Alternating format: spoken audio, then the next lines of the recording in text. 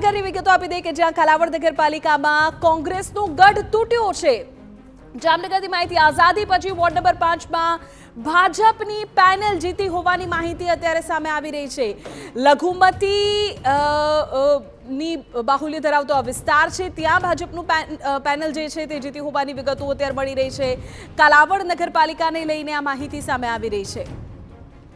Okay, મોહિત અમારા સંવાદદાતા આપણી સાથે અત્યારે વધુ વિગતો સાથે જોડાઈ ગયા છે। મોહિત, શું સ્થિતિ સર્જાઈ છે અત્યારે? કયા પ્રકારની મહત્વપૂર્ણ અપડેટ કાલાવડથી? વિધિ, કાલાવડમાં આઝાદીથી અત્યાર સુધીમાં જે કોંગ્રેસ છે તે ક્યારેય સત્તા પર આવી નથી।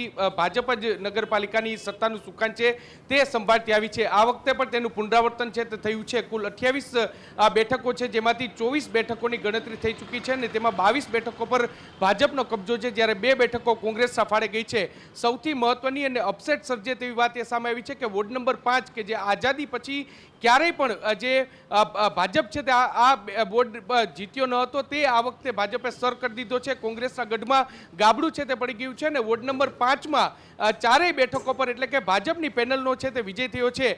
કાલાવડ નગરપાલિકામાં ભાજપનો કબજો છે તે થઈ ગયો છે અને અત્યારે જે કુલ 24 બેઠકોની ગણતરી છે તેમાં 22 બેઠકો પર ભાજપનો કબજો છે, જ્યારે એક વોર્ડ નંબર 7ની મતગણતરી છે તે ચાલુ છે, એટલે કે સત્તા સ્થાને ભાજપ છે તે આવી ગયું છે। પરંતુ વોર્ડ નંબર 5 કે જે લઘુમતી બહુમતી વાળો વિસ્તાર છે અને હંમેશા અહીં કોંગ્રેસ છે તે જીતતું આવતું હતું, તે ગઢમાં પણ હવે ગાબડું પડી ગયું છે અને કાલાવડ નગરપાલિકામાં ભાજપનો કબજો છે તે જોવા મળ્યો છે। જી વિધિ।